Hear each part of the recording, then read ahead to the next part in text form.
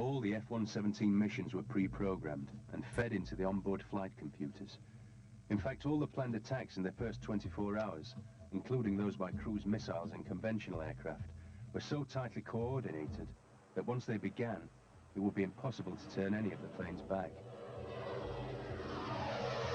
I think the point of no return was flying up with the tankers up toward the Saudi-Iraqi border, and as you approached the border, you had to get your last gas so that you had enough gas to go out and go hit your targets and come back to the tankers on the other side of the border. And I remember dropping off the tanker, and at that time, I knew that I was going because they couldn't get a hold of us after that. We basically became like a cruise missile. If they wanted to turn us around, they couldn't because we were not in radio contact with them anymore.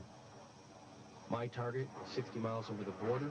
It was called Nukaib. It was an IOC, or an Interceptor Operations Center. My job was to take out this underground bunker to allow the non-stealthy aircraft to get in and not be seen by radar. I was the first one to drop the bomb. Nobody knew I was there until that bomb hit the ground. That single attack had cleared a path through the Iraqi radar defenses for hundreds of non-stealthy aircraft to find their targets.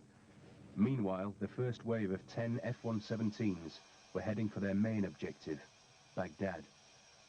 But the Iraqi gunners had anticipated the attack.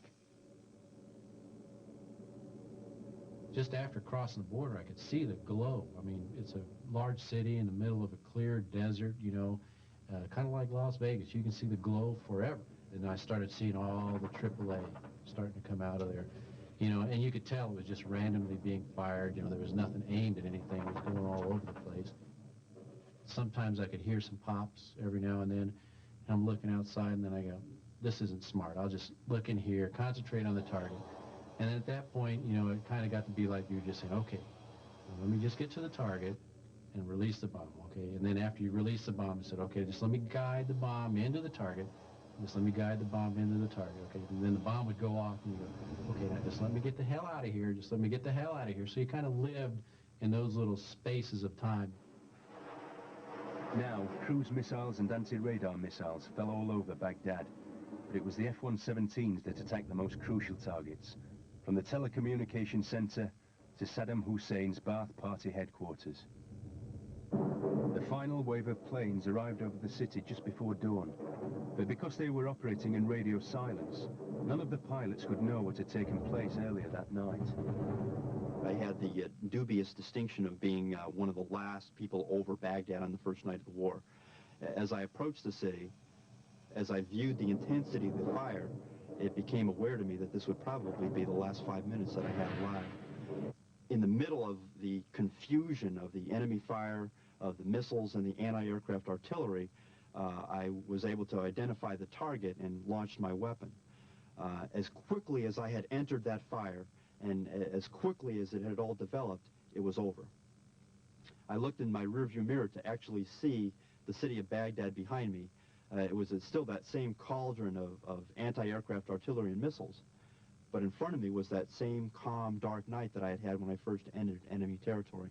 And not only had I survived, not only had the people that flew with me survived, but for the next 42 nights we would all be able to go through the most heavily defended areas unscathed.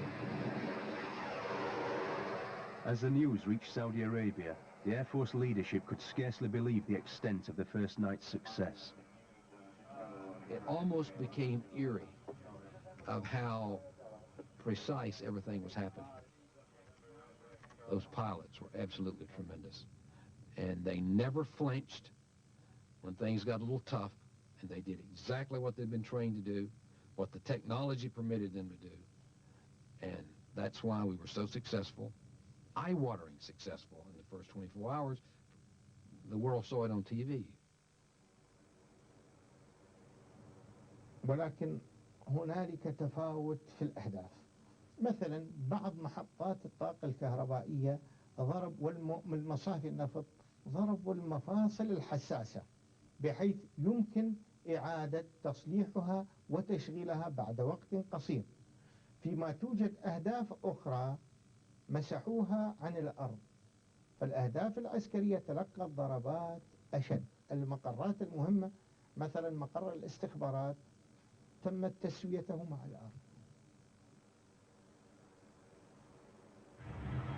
In the nights that followed, the F-117s flew through random fire over Baghdad again and again, systematically destroying communications buildings and weapons bunkers, bridges, aircraft shelters, and even the planes themselves. The results to date of this type of attack, we have destroyed more than 70 of these hardened shelters, and quite frankly, the Iraqi aircraft are running out of places to hide.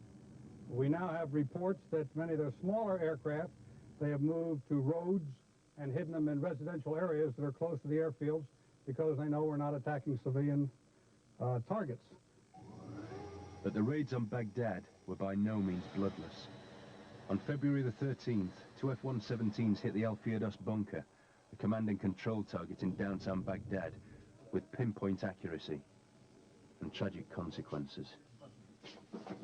It was only later that Allied intelligence and the rest of the world discovered that the building was also being used as an air raid shelter by Iraqi civilians. 204 died. The Iraqis claimed that more than 2,000 civilians were killed in Baghdad during the war, but it was the deaths at Al Firdaus that changed the course of the air campaign. The Al Firdaus